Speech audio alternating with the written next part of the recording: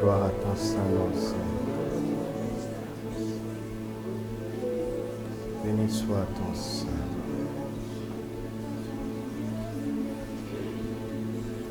Béni soit ton Saint-Nom. Toi seul est digne, Seigneur, de recevoir la louange, l'honneur, l'adoration qui vient de nos cœurs. Car toi seul as été immolé, et par un seul sacrifice, une fois pour toutes, tu as obtenu pour toutes les nations, tous les peuples, toutes les générations, une rédemption éternelle par un seul sacrifice. Un seul acte de justice a suffi pour que tous nos péchés soient engloutis dans ta sainteté. Pour que nous qui n'étions pas un peuple, nous devenions le peuple de Dieu. Nous devenions une nation sainte, un sacerdoce royal, un peuple que tu as acquis, un peuple que tu as transporté des ténèbres à ton admirable lumière pour montrer les vertus de notre Père, les valeurs, la gloire, l'autorité du ciel, ici sur la terre. Tu nous as donné le pouvoir de devenir tes enfants. Tu as déposé en nous la vie de Dieu. Nous n'avons pas peur de la mort. Notre éternité est assurée dans ta présence. Car nos noms sont écrits dans le livre de vie. C'est pour cela que nous pouvons ordonner à l'ennemi de reculer. C'est pour cela que nous pouvons chasser les démons. C'est pour cela que nous pouvons imposer les mains aux malades et qu'ils soient guéris. C'est pour cela que si nous buvons un breuvage mortel, cela ne nous fera aucun mal. Car nous croyons dans le nom qui est au-dessus de tout nom. Le nom qui a été souverainement élevé. Le nom de Jésus. Que nous sommes heureux de nommer dans cette nation. Le nom de Jésus que nous sommes heureux de célébrer. Le nom de Jésus que nous sommes heureux de représenter dans cette nation. Merci Seigneur. Nous l'avons dit, si tu es notre Seigneur, nous sommes tes serviteurs. Nous sommes tes disciples. Nous vivons pour faire ta volonté. Nous nous levons le matin en espérant recevoir des ordres qui viennent de toi.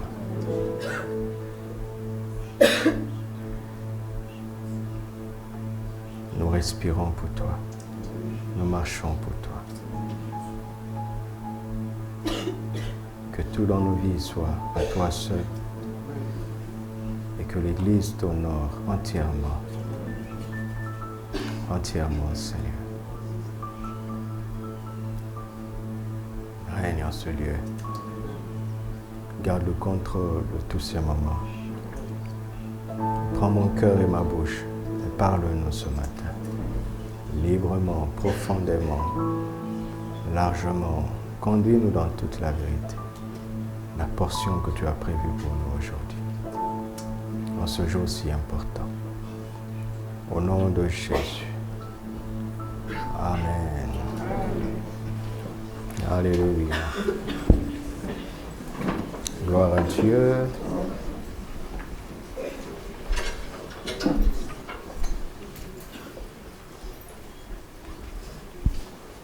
Alléluia. Bienvenue dans la présence du Seigneur. Souhaitons la bienvenue à notre prochain, à notre frère, à notre sœur. Alléluia.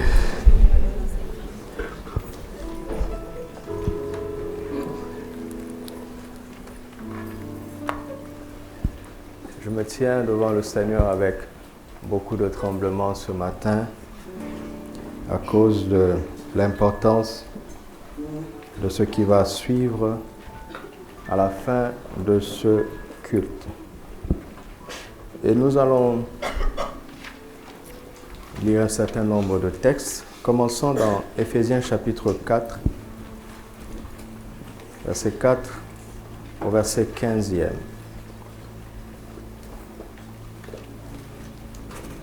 Éphésiens 4,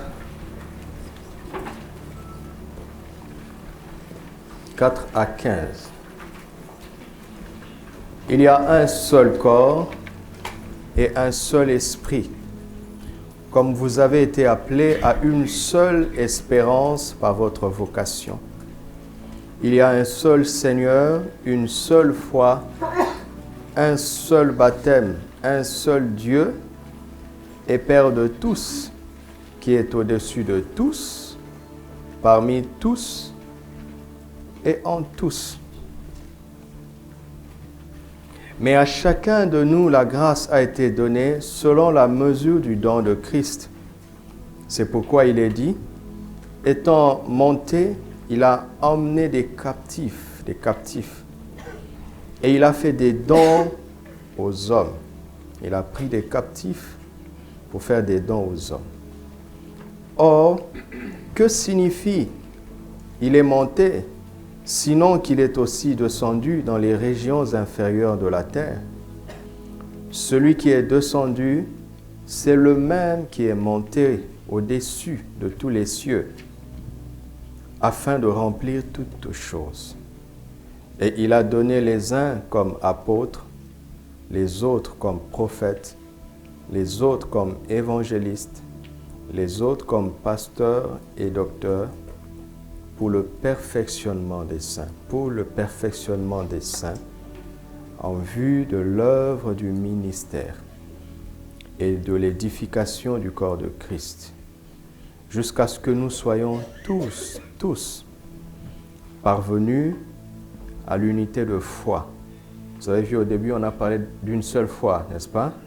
Maintenant, il faut travailler pour parvenir à cette unité de foi et de la connaissance du Fils de Dieu, à l'état d'homme fait à la mesure de la stature parfaite de Christ, afin que nous ne soyons plus des enfants flottants et emportés à tout vent de doctrine par la tromperie des hommes, par leur ruse, dans les moyens de séduction.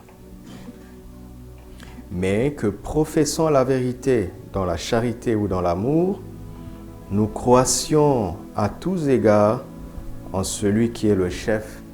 Et qui est le chef? C'est Christ. Alléluia. Deuxième portion de l'Écriture, 1 Corinthiens chapitre 11, verset 1er. 1 Corinthiens 11, 1. Une seule phrase. Soyez mes imitateurs comme je le suis moi-même de Christ. Soyez mes imitateurs comme je le suis moi-même de Christ. Soyez mes imitateurs comme je le suis moi-même de Christ. Actes chapitre 20, versets 18 à 38. Acte 20, 18 à 38.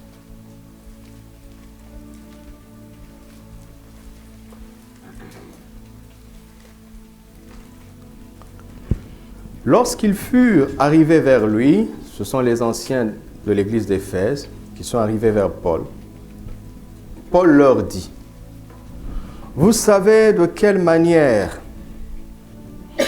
depuis le premier jour où je suis entré en Asie, je me suis sans cesse. » Vous voyez, depuis le premier jour, et si on ajoute sans cesse, cela veut dire continuellement, depuis le premier jour. Je me suis sans cesse conduit avec vous, servant le Seigneur en toute humilité, avec larmes et au milieu des épreuves que me suscitaient les embûches des Juifs. Deuxième, vous savez, verset 20. Vous savez que je n'ai rien caché de ce qui vous était utile et que je n'ai pas craint de vous prêcher et de vous enseigner publiquement et dans les maisons, annonçant aux Juifs et aux Grecs la repentance envers Dieu et la foi en notre Seigneur Jésus-Christ. Et maintenant, voici, liés par l'Esprit, je vais à Jérusalem, ne sachant pas ce qui m'y arrivera. Seulement, de ville en ville, l'Esprit Saint m'avertit que des liens et des tribulations m'attendent. Mais je ne fais pour moi-même aucun cas de ma vie comme si elle m'était précieuse, pourvu que j'accomplisse ma course avec joie et le ministère que j'ai reçu du Seigneur Jésus d'annoncer la bonne nouvelle de la grâce de Dieu. Et maintenant, voici, je sais que vous ne verrez plus mon visage, vous tous, au milieu desquels j'ai passé en prêchant le royaume de Dieu.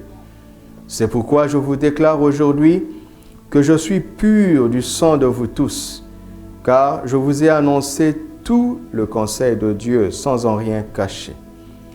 Prenez donc garde à vous-même et à tout le troupeau sur lequel le Saint-Esprit vous a établi évêque ou ancien, pour paître l'Église du Seigneur qu'il s'est acquise par son sang.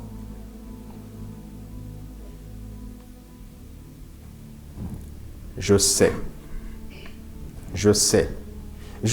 qu'il s'introduira parmi vous, après mon départ, des loups cruels, qui n'épargneront pas le troupeau, et qu'il s'élèvera du milieu de vous des hommes qui enseigneront des choses pernicieuses pour entraîner les disciples après eux. Veillez donc, vous souvenant que durant 3 années, je n'ai cessé nuit et jour, durant 3 années, je n'ai cessé nuit et jour d'exhorter avec larmes chacun de vous. Et maintenant, je vous recommande à Dieu et à la parole de sa grâce, à celui qui peut édifier et donner l'héritage avec tous les sanctifiés. Je n'ai désiré ni l'argent, ni l'or, ni les vêtements de personne. Vous savez vous-même que ces mains ont pourvu à mes besoins et à ceux des personnes qui étaient avec moi. Je vous ai montré de toute manière que c'est en travaillant ainsi qu'il faut soutenir les faibles et se rappeler les paroles du Seigneur qui a dit lui-même, « Il y a plus de bonheur à donner qu'à recevoir. » Après avoir ainsi parlé, il se mit à genoux et il pria avec eux tous. Et tous fondirent en larmes, et se jetant au cou de Paul, il l'embrassait, affligé surtout de ce qu'ils avaient dit, qu'ils ne verraient plus son visage. Et ils l'accompagnèrent jusqu'au navire. Notre texte de base, c'est cette portion, mais lisons enfin Hébreux 13. «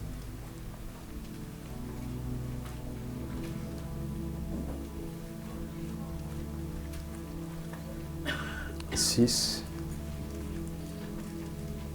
7 à 8. Hébreux 13, 7 à 8. Souvenez-vous de vos conducteurs qui vous ont annoncé la parole de Dieu. Considérez quelle a été la fin de leur vie et imitez leur foi. Jésus-Christ est le même hier, aujourd'hui et éternellement. Souvenez-vous de vos conducteurs qui vous ont annoncé la parole de Dieu. Considérez quelle a été la fin de leur vie et imitez leur foi.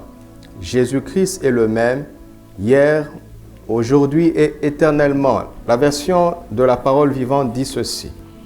Souvenez-vous de vos anciens conducteurs qui étaient les premiers à vous annoncer la parole de Dieu. Pensez à leur façon de vivre et de mourir et prenez-les pour modèle de votre foi. Pensez à leur façon de vivre et de mourir et prenez-les pour modèle de votre foi.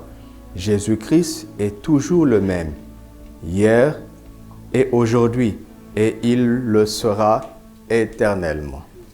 Amen. Alléluia. Je sais que nous utilisons souvent Hébreux chapitre 13, verset 8 pour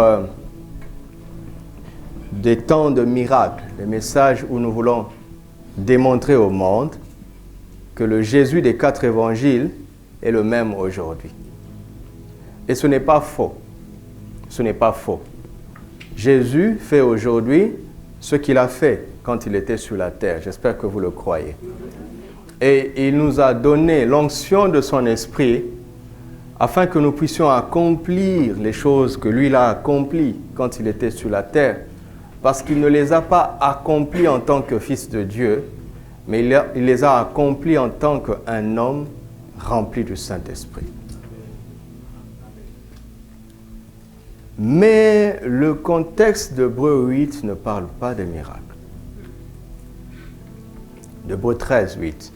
Le contexte d'Hébreux 13, 8 parle de la constance de Jésus. Il était le même. C'est un homme constant.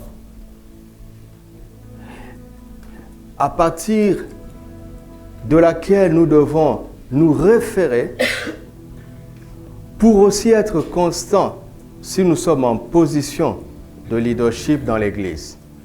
Parce que le peuple de Dieu a besoin de modèles contemporains pour faire comme Jésus. Alléluia. Il dit, souvenez-vous de vos conducteurs. Considérez quelle a été leur fin, n'est-ce pas? Imitez leur foi. Et Paul dit, vous savez quelle a été ma conduite depuis le premier jour. Je n'ai sans cesse. Vous voyez comment cet homme parle? Il parle aux gens qui ont vu ses premiers jours, ses débuts dans le leadership de l'Église.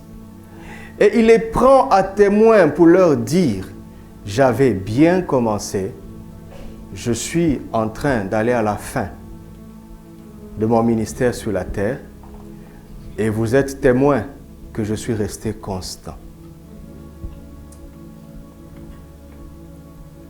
Quel a été mon secret, dit l'apôtre Paul? Il dit, je me suis fixé sur Jésus.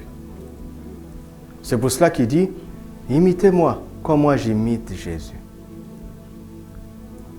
Vous savez, quand vous êtes dans une situation d'instabilité et que vous êtes ballotté par ces vagues et ces tempêtes, notre réflexe, c'est de nous accrocher à quelque chose de solide, n'est-ce pas? Ce n'est pas sage, quand on est dans l'instabilité, de s'accrocher à quelque chose qui subit la même instabilité que soi. N'est-ce pas? Donc le réflexe naturel, on n'a pas besoin d'aller à l'école pour ça. Le réflexe naturel, quand tout se branle, c'est de chercher qu'est-ce qui ne s'ébranle pas là où tout se branle. Et de s'appuyer à ça. Le fait de s'appuyer à quelque chose qui est stable te permet de résister à l'instabilité qui sévit. Et dans le monde dans lequel nous nous trouvons, nous avons besoin d'un appui sûr. Et Jésus est appelé le rocher des âges. Il nous a laissé l'exemple de sa vie où il a été irréprochable sur toute la ligne. Et il a osé nous dire, suivez-moi, imitez-moi, identifiez-vous à moi. Il est même allé plus loin pour nous dire, je suis le chemin. Il est en train de dire, ce n'est pas que je sais ce qu'il faut faire, je suis ce qu'il faut faire. Amen. Il est allé beaucoup plus loin pour dire, je suis la vérité. Je ne suis pas quelqu'un qui donne des informations. Je suis l'information dont tu as besoin. Je suis la vérité. Et je suis la vie.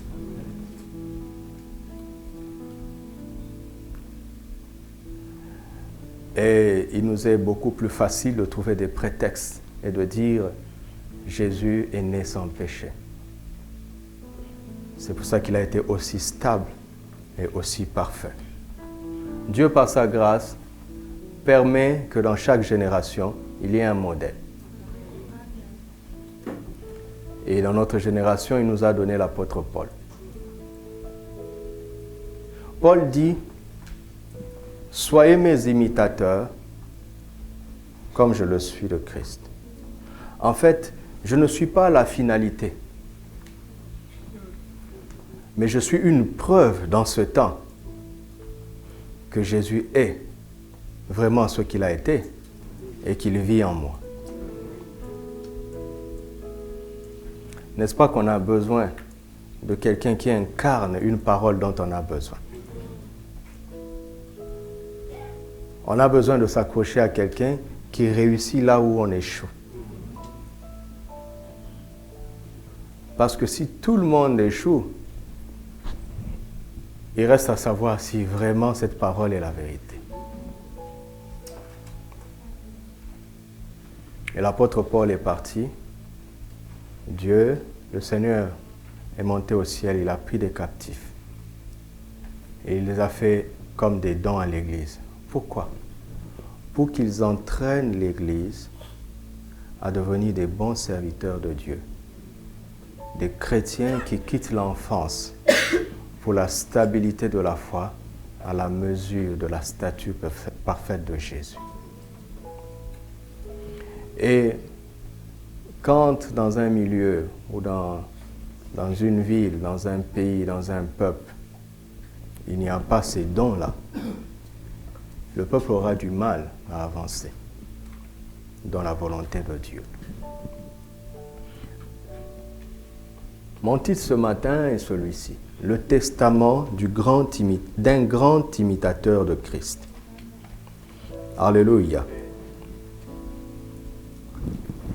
C'est une sorte de testament que Paul livre en Actes, chapitre 20. Mettez testament entre guillemets.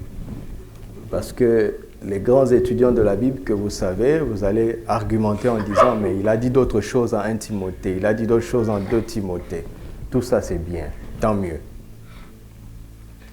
C'est une sorte de testament qu'il livre aux anciens de l'église d'Éphèse. Il n'est plus entré dans la ville.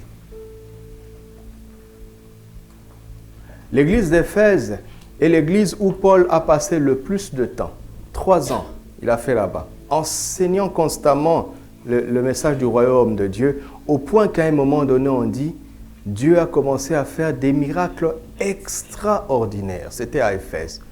Au point qu'on a appliqué des linges sur Paul et on est allé les poser sur les malades et ils étaient guéris. Pourquoi? Parce que pendant 3 ans, il a fait asseoir le peuple sur l'évangile du royaume de Dieu. Et maintenant, il est en train de faire son dernier voyage vers Jérusalem. Il sait qu'il ne les reverra plus. Et il n'entre pas dans l'église. Il reste en dehors de la ville. Mais il convoque les leaders de l'église, les anciens qui viennent le rencontrer. Et là, il leur parle avec son cœur et il livre un testament à cette église importante qui avait un rôle crucial dans l'Asie mineure et en Europe parce que l'église d'Éphèse était à cheval entre l'Asie et l'Europe. C'était une église importante. Il y a beaucoup de choses à étudier dans cette longue parole, ce long testament de Paul. Mais le Saint-Esprit a attiré mon attention sur le savoir. Vous voyez là, il dit, vous savez. Et puis il dit, je sais. Finalement, il dit, je ne sais pas. Vous voulez que je vous le montre? Ben, allons-y. Regardez. Acte 20, verset 18. Lorsqu'ils furent arrivés vers lui, il leur dit, vous savez. Vous avez vu ça? On ne va pas tout lire d'abord. Hein? Verset 20. Vous savez que je n'ai rien caché. N'est-ce pas? Ok. Et verset 34. Vous savez vous-même. Vous avez vu ça? Vous avez vu? C'était quel verset ça? 34. Remontons. Verset 25, il dit, voici, je sais. Il n'y a pas que vous qui savez. Moi aussi, je sais. Continuons. Verset 29, je sais qu'il s'introduira. Donc, moi aussi, je sais. N'est-ce pas? Maintenant, regardez le verset 22. Et maintenant, voici, lié par l'Esprit, je vais à Jérusalem, ne sachant pas. Vous voyez ça? Il dit, vous savez, je sais, mais je ne sais pas. Comme quoi, personne ne peut tout savoir. C'est pour ça qu'on doit s'accrocher à lui, car lui seul est omniscient. Alléluia. Paul, dans ce testament, il parle essentiellement de trois choses. Il parle de ce que le peuple doit savoir. Ce que le peuple sait sur lui, maintenant je généralise, j'extrais le principe. À chaque fois que tu seras en position de leadership, tout le monde a un leadership. Premièrement, sur sa propre vie. D'accord? Il faut que tu saches qu'on t'observe dans la manière dont tu te conduis. D'accord? Et que parce que les gens t'observent, ils savent certaines choses. Après, dans la famille, tu auras un leadership. Et dans la vie, Dieu te donnera des fonctions au fur et à mesure. Personne ne peut échapper à ça. En tout cas, quelqu'un qui veut réussir dans la vie ne peut pas échapper à la notion du leadership ou bien de la responsabilité. Alléluia. Et dans le contexte d'aujourd'hui, cette parole s'adresse à nos bien-aimés qui vont faire un pas important dans leur vie, mais elle sert en même temps d'exhortation pour nous ou bien d'avertissement pour nous. Alléluia. Donc, il y a trois choses. Ce que le peuple doit savoir sur vous. Maintenant que je suis en train de parler, n'écoute plus ce message pour quelqu'un d'autre, ni pour eux. Écoute-le pour toi-même. Alléluia. Le testament de Paul nous enseigne ceci, qu'il y a trois choses essentiellement. Si tu veux te fixer vers Jésus et bien finir ta course sur la terre, tu dois savoir qu'il y a ces trois choses. Ce que le peuple doit savoir sur vous. Deuxièmement, ce que vous devez savoir sur le temps. Et troisièmement, ce que vous ne pouvez pas savoir, ce que vous n'avez pas besoin de savoir, parce que vous comptez sur le Saint-Esprit qui sait tout. Alléluia. Je recommence. Ce que le peuple ou bien les autres doivent savoir sur vous. Hein? Vous me suivez? Ce que les autres doivent savoir sur vous. Ce que vous-même vous devez savoir sur le temps. Et ce que vous n'êtes pas obligé de savoir parce que vous comptez sur le Saint-Esprit qui sait tout. Premièrement, c'est quoi? Deuxièmement? Troisièmement? Ce que vous n'êtes pas obligé de savoir parce que vous comptez sur le Saint-Esprit qui sait tout. C'est une exhortation. Nous étions en séminaire depuis mardi jusqu'à hier. Je vais simplement donner une exhortation. Commençons par ce que les autres doivent savoir sur nous. Acte 20, versets 18 à 19. Lorsqu'ils furent arrivés vers lui, il leur dit, « Vous savez de quelle manière, depuis le premier jour où je suis entré en Asie, je me suis sans cesse conduit avec vous, servant le Seigneur en toute humilité, avec larmes, au milieu des épreuves que me suscitait les embûches des Juifs. Paul est conscient de ce que le peuple sait à son sujet. Il en est conscient. Il sait que le peuple connaît sa constance. Premier élément. Parce que il s'est conduit et il a servi le Seigneur avec humilité sans cesse. Parce que dans la vie, regardez, écoutez-moi très bien, et spécialement nos deux frères. Le but du diable, ce n'est pas tant de nous faire passer par des temps difficiles. Ce n'est pas tant ce qu'il cherche. Le but du diable, c'est de déformer notre caractère. Je recommence. Le but du diable, ce n'est pas tant de nous faire passer par des temps difficiles, parce que le diable fait du bien, entre guillemets, à ses serviteurs. Il leur donne de l'argent, des promotions. Comprenez? Donc, il faut comprendre le diable. Il est méchant, mais il est rusé. Ça ne veut pas dire que le diable ne fait que priver. Il peut donner aussi, mais ça finit toujours mal. Paul passe par des tribulations, parce qu'en lisant la suite, vous avez vu le mot tribulation.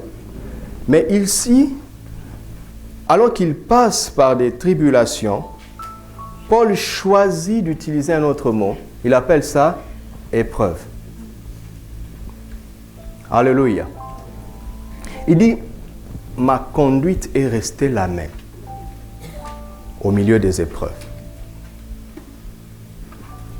Et j'ai servi le Seigneur avec humilité, malgré la gloire à laquelle vous avez été témoins, vous, gens d'Éphèse, n'est-ce pas? Je suis resté constant parce que derrière les événements, j'ai compris ce que l'adversaire visait. Il visait un caractère qui change.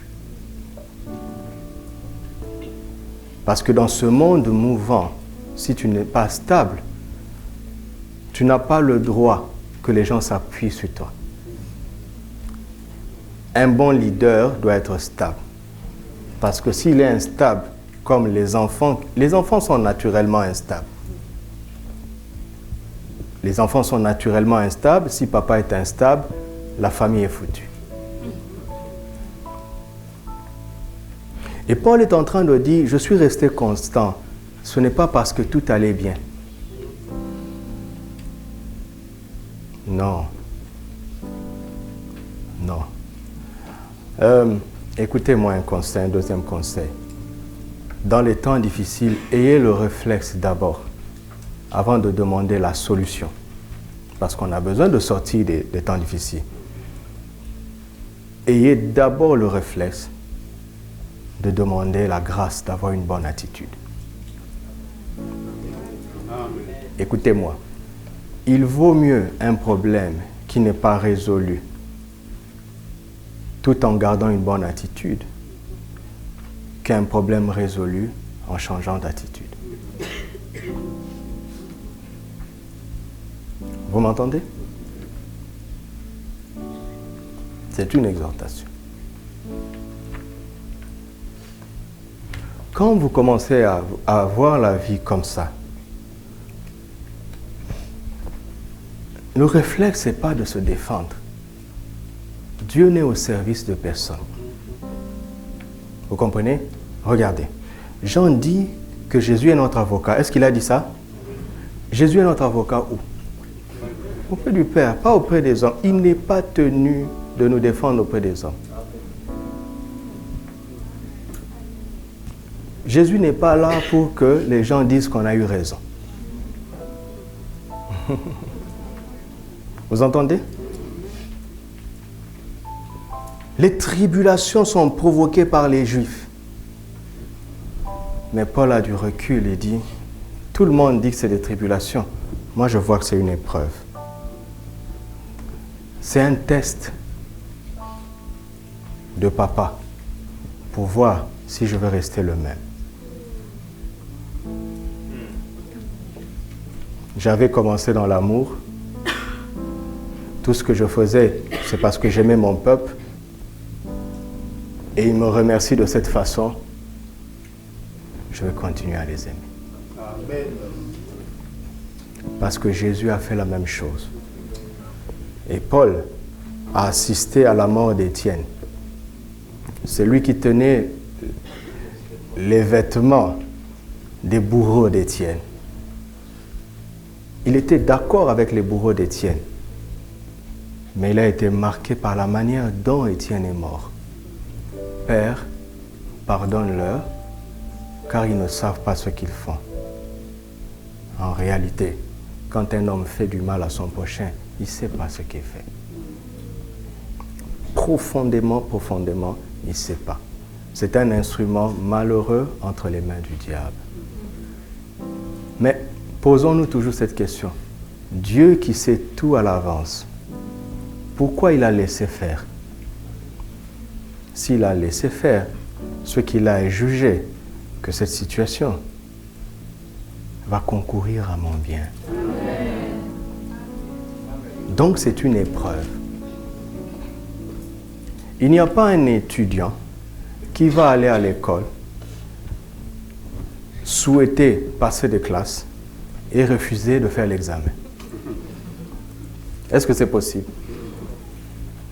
L'examen est l'occasion de passer en classe supérieure et de vérifier si tu as assimilé la leçon. La constance. La constance est un défi immense dans le leadership. Immense. Parce que c'est la constance qui va vous donner de la crédibilité. Et la crédibilité va vous donner de l'autorité. Et l'autorité va vous donner des possibilités. Je recommence. C'est la constance qui va vous donner de la crédibilité. La crédibilité va vous donner de l'autorité. Et l'autorité va vous donner des possibilités. Vous me suivez? Chaque leader fait face à des besoins immenses. Et il a besoin des possibilités pour faire avancer les choses, n'est-ce pas? Mais la possibilité est au bout de la chaîne. Il faut acquérir une certaine autorité. Mais l'autorité ne s'acquiert pas sans crédibilité. Et la crédibilité ne s'acquiert pas sans constance. Et la constance ne s'acquiert pas sans épreuve. Vu de cette façon, même le diable travaille pour notre promotion. Jésus n'a pas fait semblant quand il a embrassé Judas en l'appelant son ami. Mais Judas était le plus grand ami de Jésus. Celui qui a joué le rôle le plus important. Vous avez du mal à le croire. Pour nous tous, nous devons même dire, Seigneur, merci pour Judas.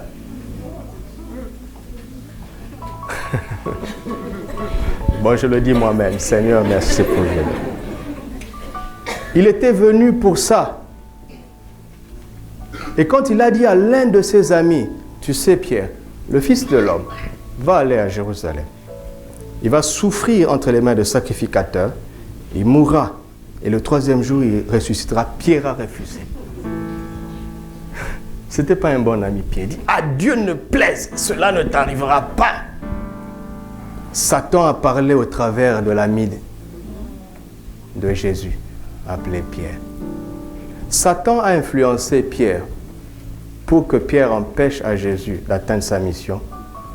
Et il a influencé Judas pour que Judas aide Jésus à atteindre sa mission. Écoutez-moi, écoutez-moi, n'ayez jamais peur de personne. Votre vie est entre les mains du Seigneur. Écoutez, le ministère, ce n'est pas ça. Le ministère est en toi. Si un jour vous rencontrez un collègue pasteur qui est en train de vous dire « faut faire attention parce qu'on peut te faire des coups d'État. Ne cause plus jamais avec lui. On ne peut pas te faire un coup d'État.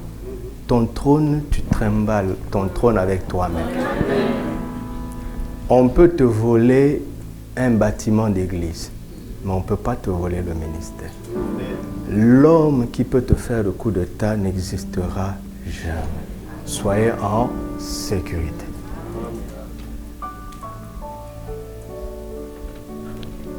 Même l'État qui peut s'opposer à vous n'existe pas. Si Dieu veut que tu sois quelque part, tu y seras. Amen. Si on te chasse un jour, c'est que le gouvernement qui t'a envoyé a retiré la lettre de créance. Mais il faut une raison pour que tu partes. Et là, on va te chasser. Même la mort t'atteindra parce que papa a dit, bon, rappelez-moi mon serviteur. Et la mort va venir comme un moyen de transport pour te ramener chez toi.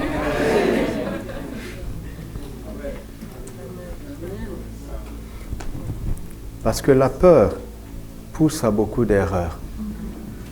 Mais ce qui intéresse le diable, ce n'est pas les erreurs. C'est au-delà de ça. C'est que le peuple qui se fixe sur toi commence à voir, ah là, il est comme Jésus. Là, il est comme Jésus. Ah, mais là, il n'est pas comme Jésus.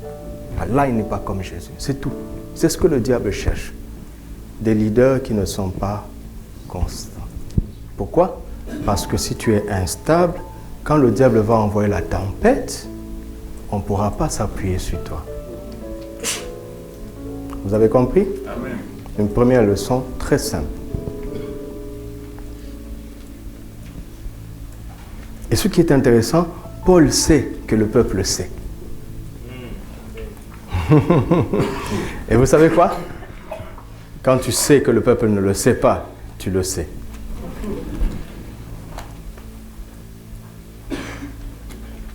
Un jour, il y a eu une rébellion en Israël.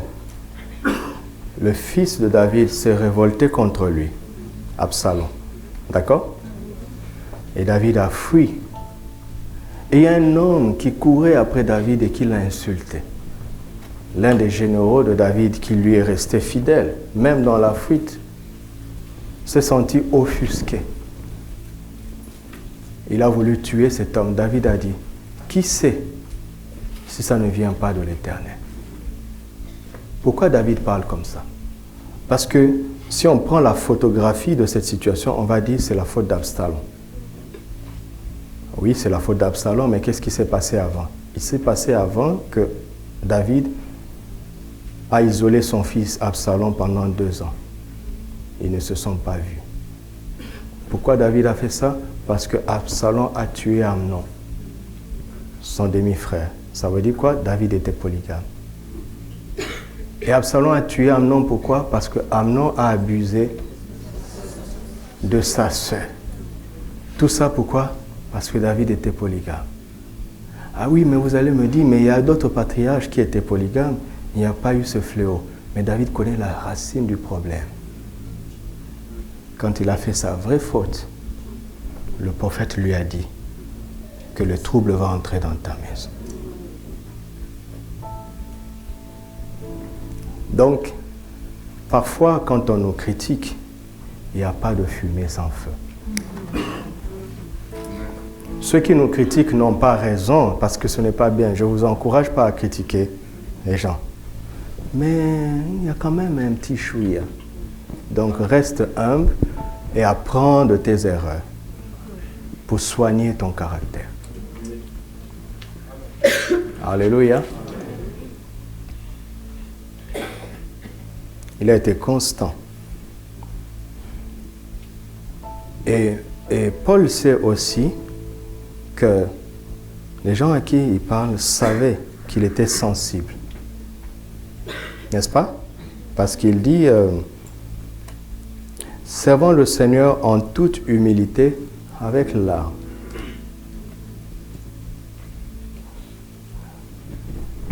Les gens qui travaillent avec Paul l'ont vu pleurer. Ce n'était pas le grand Paul qui résiste toujours à tout. Il n'était pas un morceau de bois. Alléluia.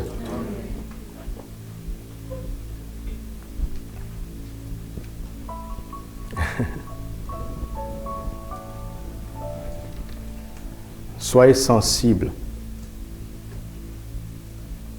Ça permet aux autres de s'identifier à vous.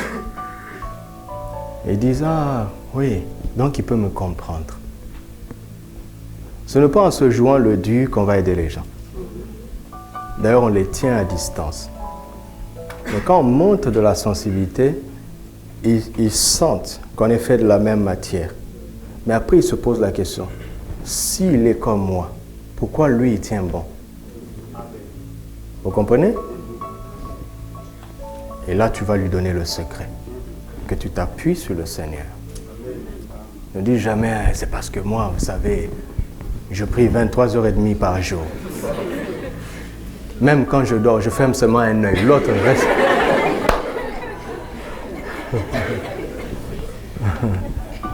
Et si tu as commis une faute, demande pardon.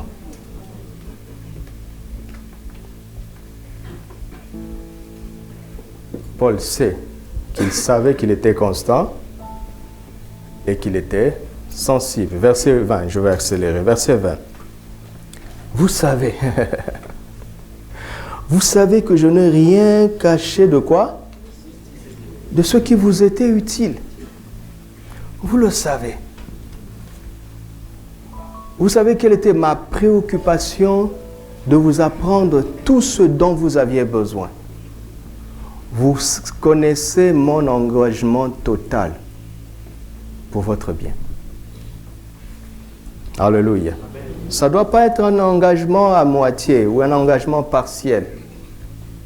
Le peuple doit voir en vous un engagement total. Pas pour votre promotion personnelle ou pour votre ministère, mais pour leur bien. Alléluia. Parce qu'on est là pourquoi en fait? Dites-moi, on est là pourquoi? Pour être pasteur, il faut avoir un troupeau. Non? S'il n'y a plus de troupeau, il ne nous reste qu'un titre.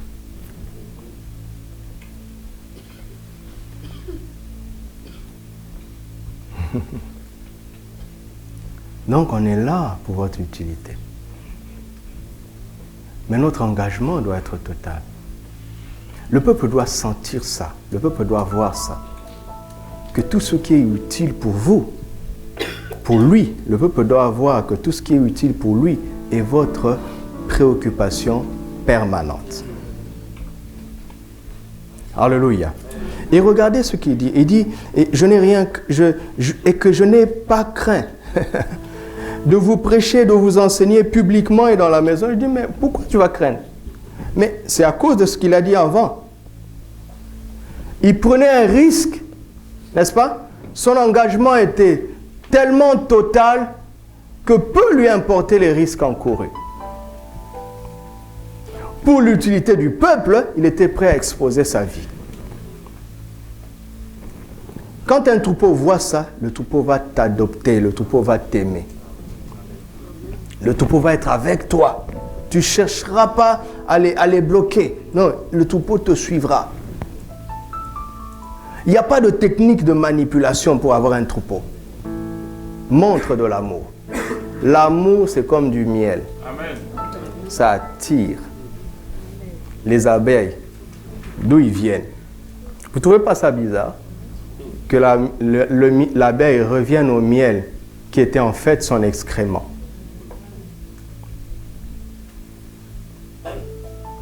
Parce que dans le cœur de chaque enfant de Dieu, le Saint-Esprit a répandu l'amour de Dieu.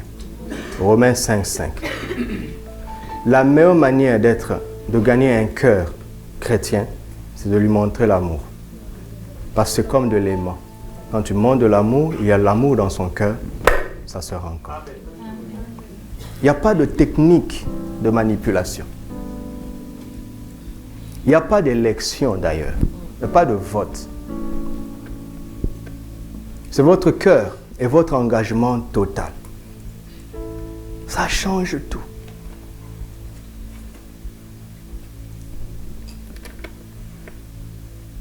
Et il dit, annonçant, regardez ce que Paul est sage. Il dit, annonçant aux Juifs et aux Grecs quoi? La repentance envers Dieu est quoi? Regardez, si vous mettez des Grecs ici et des Juifs ici, d'accord? Revenez 2 heures plus tard, vous allez voir, ils vont commencer à s'accuser. Vous êtes polythéistes. Nous, on n'a qu'un seul Dieu. Il y aura des débats politiques, des débats culturels, des débats traditionnels, des débats racistes, des débats féministes. Quel est le rôle de Paul ici? Ce qui se tient au milieu et il écoute ce que les Juifs disent. Il dit, vous devez vous repentir envers Dieu. Il écoute les Grecs, il dit, vous devez vous repentir envers Dieu. Il écoute les Grecs, il dit, vous avez besoin du Seigneur Jésus. Il écoute les Juifs, il dit, vous avez besoin du Seigneur Jésus.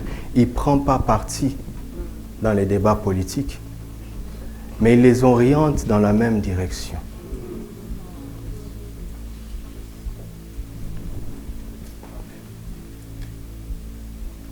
Un jour, je ne sais pas dans quel pays vous serez, il y aura les élections. Au premier tour, il y a beaucoup de candidats. Mais la vérité, c'est au second tour, parce qu'il n'en reste que 2. Alors les politiques qui sont malins et méchants, manipulateurs, ils vont faire des calculs, ils font les statistiques. Ah, il y a plus de musulmans. Donc il va se poser pour le candidat des musulmans. Il ne croit pas en l'islam. L'autre va se poser pour le candidat de chrétien. Il ne croit pas en Jésus. Toi, leader d'église, ce n'est pas parce qu'un politique dit qu'il est le candidat de chrétien que tu dois dire à l'église, allez voter. Reste sur le message. La repentance envers Dieu et la gloire qui revient au Seigneur. Amen. On va dire, pasteur, qu'est-ce que tu penses de Donald Trump? En tant que pasteur, je n'ai rien à penser de Donald Trump. Qu'est-ce que tu penses de Barack Obama? En tant que chrétien, et d'ailleurs, je ne suis même pas américain. Vous comprenez? Faites attention par rapport à vos opinions. Ici, là, ce n'est pas la position pour faire passer vos opinions. Ici, c'est la position pour pousser les gens vers la repentance en Dieu. Et la gloire qui revient à Jésus. Oh, mais pasteur, mais quand même, il faut réagir. C'est un dictateur. Ce qui se passe n'est pas bien. Repentance envers Dieu. Mais j'ai une opinion. C'est pour ça que l'élection se fait dans l'isoloir. Voilà. Là, je vais exprimer mon opinion. Mais je ne veux pas me servir de cette position pour faire passer mes idées. Et Paul est en train de leur dire, vous savez que je n'ai pas utilisé ma position pour faire passer mes idées.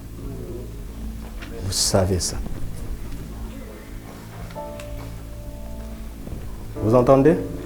Ce serait tellement merveilleux qu'avant de quitter la terre, en tant que serviteur de Dieu, que nous puissions parler comme ça. Et quand je dis nous, c'est y compris moi. C'est tellement important. Et vous savez, la terre célèbre certains serviteurs de Dieu quand ils sont morts, alors que le ciel en a tellement honte. Et parfois, la terre ignore certains serviteurs, alors que le ciel vraiment les accueille comme des héros.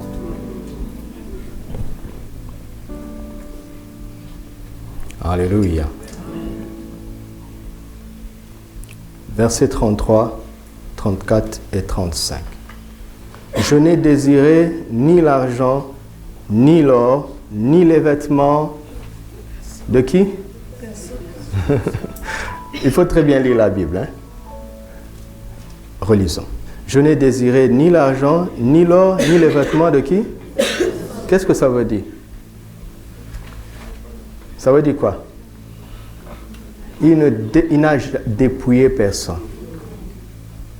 Ça ne veut pas dire qu'ils doivent rester pauvres, notre frère et notre sœur, sur la base d'Acte 20-33.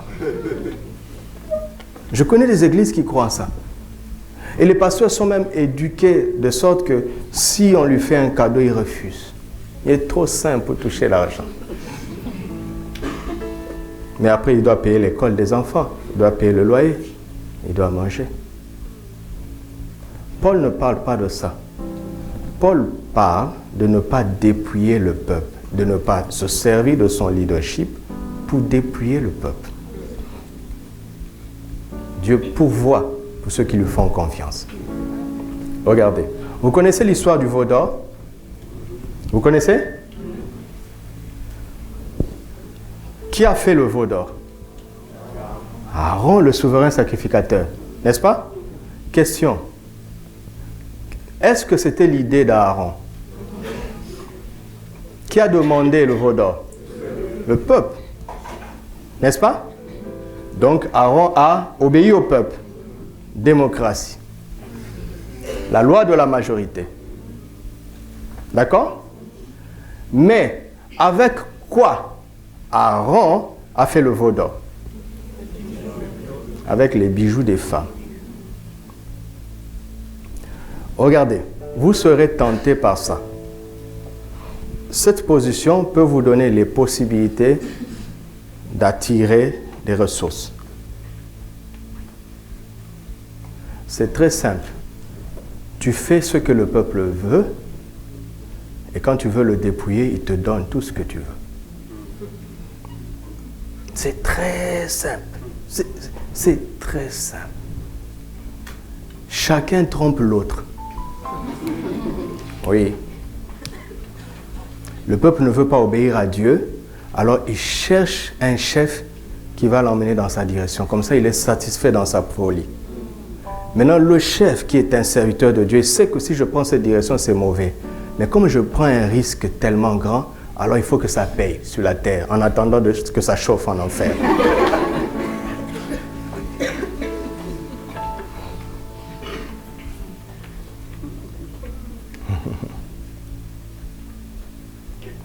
Ne prends jamais ce qui ne t'appartient pas. Au début, tu seras impopulaire. Mais tu ne quitteras pas la terre en étant impopulaire. Les vrais vont s'attacher à toi. Et ils ne voudront pas que tu manques. Que celui qui a des oreilles pour entendre, entende. Mais en attendant le miracle, hein?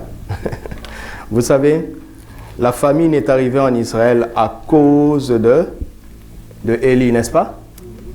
Vous savez ça? Mais pourquoi? Qu'est-ce qui se passe? La famine est arrivée en Israël à cause de qui? De Élie, n'est-ce pas? Élie a fait ça pour qui? Pour Dieu. Quand il a fermé le ciel.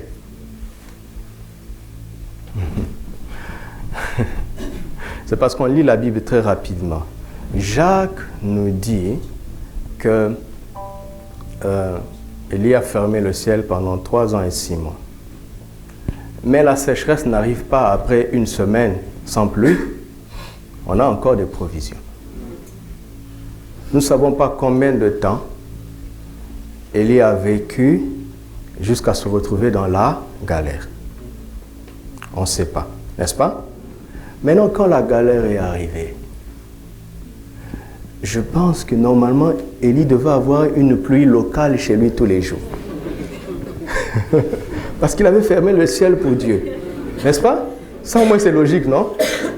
Il y aura des temps où tu diras, mais Seigneur, c'est à cause de toi que je fais ça. Mais où est ma pluie?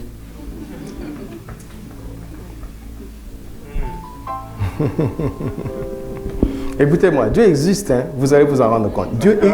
Aïe, aïe, aïe. Dieu existe vraiment. Mais il fait les choses en douce. Mais ce que je voulais vous dire, c'est ceci. Quand Élie s'est retrouvé vraiment dans le besoin, au point que même le ciel a dit, là, il faut réagir, parce que c'est chaud pour le prophète. Non, Dieu lui dit, va à Sarepta. Voyage. Sois courageux entre-temps. En attendant la provision, sois courageux. Amen. Parfois, en attendant la provision, tu vas faire un job. Ah oui. Ah oui, oui, oui. Ce sera une parenthèse difficile, mais si cette parenthèse t'arrive, écoute, n'oublie jamais ma voix. Pendant cette parenthèse, Dieu regarde. Si tu es tenté de faire comme Pierre, tu retournes à la pêche. Pendant cette parenthèse, fais comme Paul. Tu reprends les tentes que tu faisais. Mais le temps alloué à la parole, tu ne le négliges pas. Écoutez, ce sont des enfants qui prient comme ça, qui disent, Seigneur, moi j'avais tout laissé pour te servir. Bon, comme tu ne m'aides pas, bon, moi je retourne. C'est un pasteur qui a un bébé. Un adulte dit, je dois être responsable, sinon je vais commencer à tendre la main. Le jour de mon testament, je ne pourrai pas dire au peuple, je n'ai jamais pris l'argent de personne. Donc je vais dépouiller personne, je vais être responsable, faire de mon mieux, mais jamais au point de négliger mon engagement, de leur édification totale. Amen. Même dans le monde, on fait des heures sup.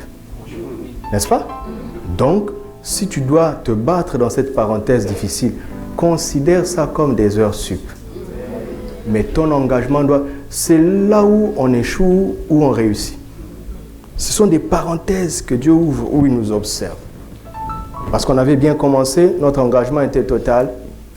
Et même c'est ce que nous faisons pour lui qui emmène la sécheresse. Et nous-mêmes, nous sommes victimes de cette sécheresse. Dieu t'observe. Crée des heures sup. Amen. Alléluia. Amen.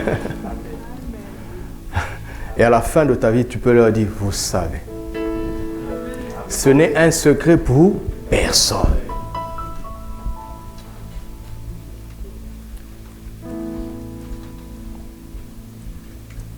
Pourquoi? Parce que dans cette deuxième dimension, Paul a découvert une chose. Il a découvert qu'il y a plus de bonheur à donner qu'à recevoir. C'est ce que le Seigneur a dit. Et toutes les Bibles d'études commentent ça. Cette phrase n'existe nulle part dans les 4 évangiles. Allez fouiller, vous n'allez pas le trouver. Il dit comme le Seigneur lui-même a dit. Il y a plus de bonheur à trouver, à donner qu'à recevoir. Matthieu ne savait pas ça, Marc ne savait pas ça, Luc ne savait pas ça, Jean ne savait pas ça. Ils nous ont parlé du bonheur. Vous connaissez, non? Heureux les pauvres en esprit, heureux les débonnaires, heureux ceux qui procurent la paix. Paul vient avec un autre message. Plus heureux. Paul n'est pas en train de dire qu'il y a du bonheur. Parce que, vraiment, soyons honnêtes, recevoir, ça rend heureux. Je dis Amen à ta place. N'est-ce pas? Mais il y a un plus grand bonheur. Dites avec moi un plus grand bonheur. Voilà. Le plus grand bonheur, c'est d'être en position de donner.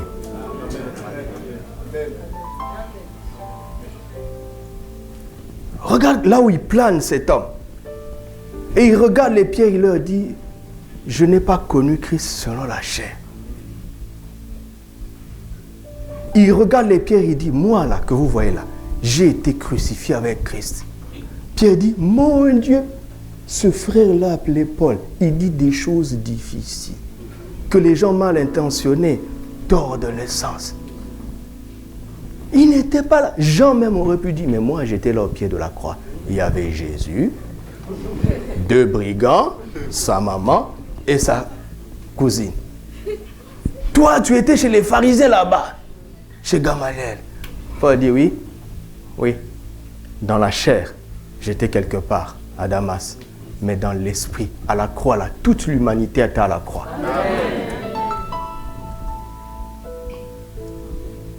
Le parcours de sa vie, son humilité, sa constance lui ont permis de comprendre beaucoup plus que ses collègues. Vous m'entendez? Parce que pour que le royaume avance, ce n'est pas un message de compétition. Hein? D'accord, il n'y a pas de compétition dans le royaume. Mais pour que le royaume avance, il faut que les fils aillent plus loin que les pères. Il faut que la génération prochaine aille plus loin que la génération actuelle. Et moi, je pense que pour qu'on avance, vous devez faire mieux que nous. mais pas en termes naturels, hein, pas de compétition. Mais il y a une communion, vous devez partir, notre conclusion doit être votre introduction. C'est pour ça que nous veillons aussi à bien terminer. Si on termine mal, vous recommencez à zéro. Plus de bonheur. Il dit, vous savez ça. Alléluia. Alléluia.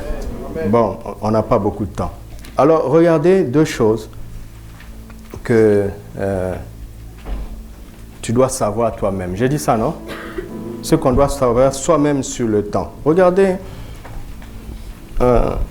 verset 25. Verset 25, il dit, et maintenant, vous voyez? Maintenant, voici, je sais que vous ne verrez pas mon visage. Ça, c'est maintenant. D'accord? Allô? Oui. Verset 29. Et il dit, je sais qu'il s'introduira. Ça, c'est demain. N'est-ce pas? Il y a maintenant et il y a demain. Alléluia. Donc, pour réussir, il faut scruter le temps selon Dieu. Quand ton temps est arrivé, ne t'accroche pas. Quitte la scène. Laisse la place aux autres.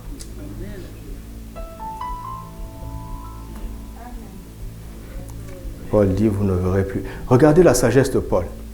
Il a fait en sorte de ne pas entrer à Éphèse. Parce qu'il avait un charisme plus grand. Il ne veut pas faire de l'ombre au leadership des anciens qu'il avait laissés là-bas. Parce que, pourquoi le peuple doit toujours continuer à dépendre de lui alors que lui, il est en train de passer? Ce n'est pas rendre service au peuple. Il faut préparer la transition. Donner du crédit à ceux qui sont là. Leur donner de l'espace, les appuyer. Pourquoi? Parce qu'il n'y a que le Seigneur qui est éternel. Il ne faut pas faire l'œuvre de Dieu comme si l'œuvre de Dieu dépend de toi. L'œuvre de Dieu ne survivra jamais, ne dépend pas d'un homme, ne vivra pas par un homme. L'œuvre de Dieu survit toujours à un homme. Vous comprenez? L'œuvre de Dieu ne vit pas par un homme, mais il survit à cet homme. Jésus a dit, écoutez, moi là que vous me voyez, je bâtirai mon église. Mais après il dit, je vous donnerai les clés. Donc quand tu commences à voir que tu as de l'autorité, n'oublie pas que ce n'est pas toi qui bâtis. Parce que l'autorité parfois nous trompe et on commence à avoir l'impression que sans moi vous ne pouvez rien faire. Tu as réécrit Jean chapitre 15. C'est sans lui. Donc il faut scruter toujours le temps selon Dieu. Et quand il est midi moins 5, prépare-toi à quitter la scène. Élie a été sensible aussi, là. Il a réussi comme ça. Parce qu'à chaque étape correspond une provision. Il y avait Sarepta, il y avait le torrent de Kérit. Mais si Élie n'avait pas écouté Dieu, il resterait au torrent. Aucun corbeau n'entendrait encore la voix du Seigneur pour lui envoyer du pain. Et l'eau d'ailleurs avait séché. Oui, parfois il y a certains problèmes qui arrivent juste parce qu'on s'accroche alors que la saison est passée. Dieu t'attend ailleurs. Il t'attend à Sarepta. Regardez, regardez.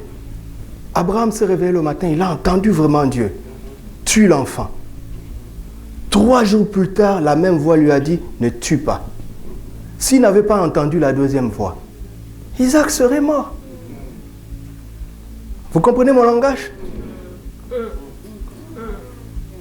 Et ça, c'est une affaire de chaque jour. Quand Jésus parle de la provision, il dit, ne vous inquiétez pas, ne vous inquiétez pas, ne vous inquiétez pas du lendemain. Pourquoi?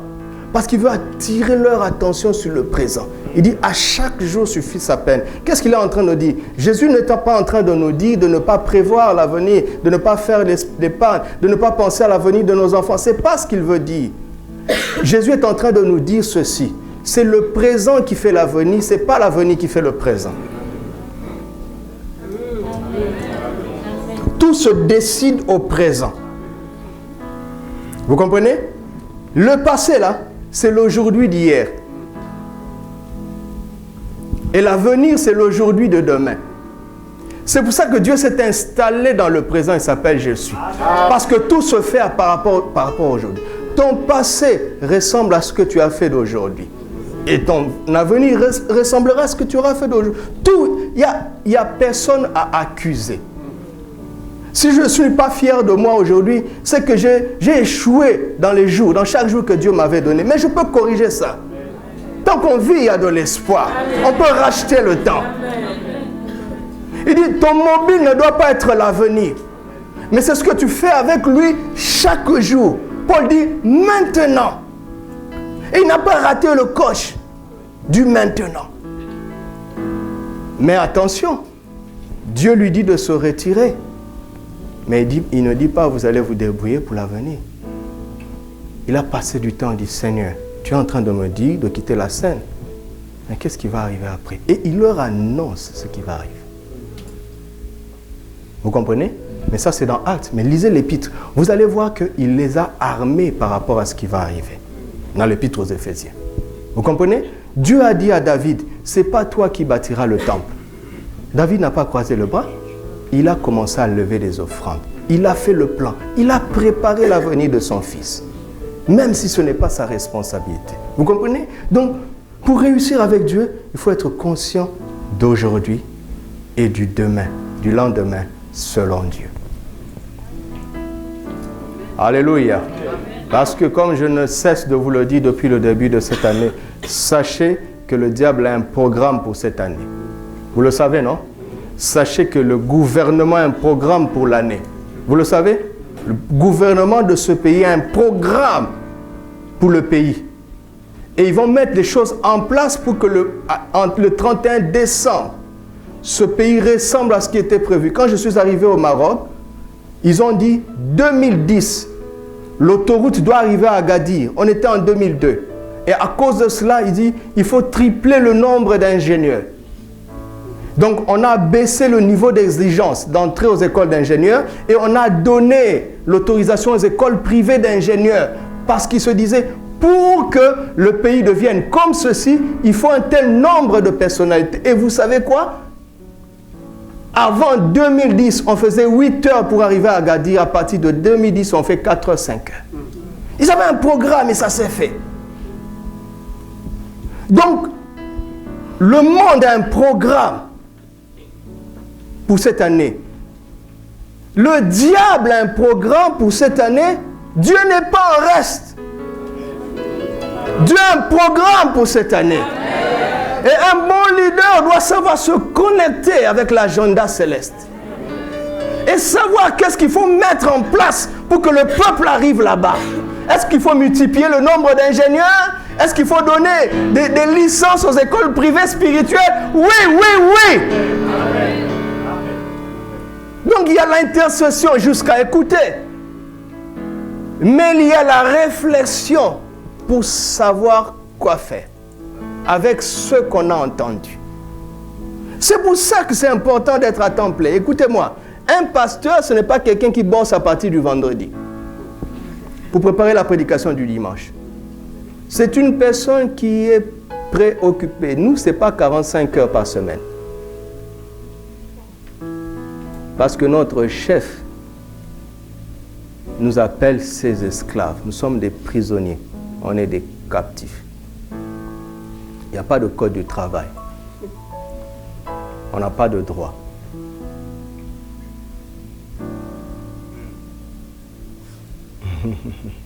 Alléluia. Eh bien, on le voit à la fin. Il y a quelque chose que Paul ne sait pas. Lisons. Acte 20, verset 22. Et maintenant, voici, comment? Lié. Lié par qui? Attention, hein? Qui peut délier ça? Dites-moi, quel est ce jeune qui peut délier ça? Quelle est cette onction qui peut délier ça? Quel est cet homme ou un qui peut délier ça? Dites-moi, quelle est cette intercession qui peut délier ça? Le même Paul, un jour, toujours à la fin, il est arrivé quelque part, les gens étaient sensibles de l'esprit. Un prophète a pris la ceinture de Paul. Il a dit, celui à qui appartient cette ceinture, il ira à Jérusalem, on le fera souffrir. Alors les gens, les frères qui l'aimaient ont commencé à prier pour lui dire, n'y va pas. Encore un imitateur de Christ. Exactement ce qui est arrivé entre Jésus et Pierre. Mais la prophétie était juste. Mais ce qu'ils font de la prophétie n'était pas juste. Paul dit, arrêtez de me tourmenter. Le secret, c'est quoi? Il dit, je ne fais aucun cas de ma vie comme si elle m'était précieuse. Justement, si on regarde le ministère comme une promotion, on ne peut pas réussir. On a échoué dès le départ. Ce n'est pas une promotion. C'est une condamnation. Oui. Merci. Une bonne condamnation. Merci. On a lu Ephésiens 4, non? Il a pris des captifs. Il a fait des dons aux hommes. On est des captifs. C'est pour ça que quand on va finir ici, ne leur dites pas félicitations. Je vous interdis de dire ça. Mais vous pouvez leur dire merci. D'accord? Pourquoi? Parce que c'est un engagement qui va nous aider. Vous pouvez leur dire nos encouragements. Vous pouvez leur dire nous allons vous soutenir. La Bible nous demande de les honorer, qu'ils soient dignes d'un double honneur. Donc vous pouvez dire nous allons vous honorer. Mais ne dites pas félicitations. Ce n'est pas une promotion. Personne ne répond à l'appel, le vrai appel, avec sourire. C'est toujours avec larmes. Justement, si tu es ici, tu penses que tu es appelé, mais que ça te fait plaisir, tu n'es pas appelé. Je préfère te le dire directement. C'est pour ça qu'on a attendu pour eux toutes ces années. Est-ce qu'on ne faisait pas confiance en eux depuis le début? Si. Mais,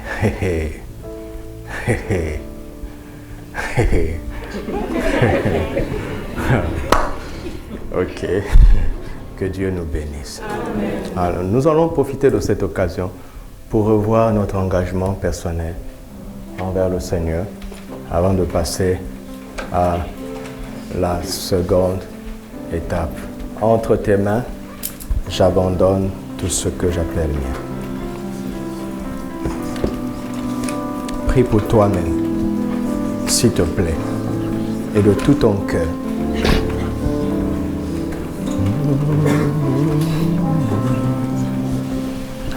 Entre tes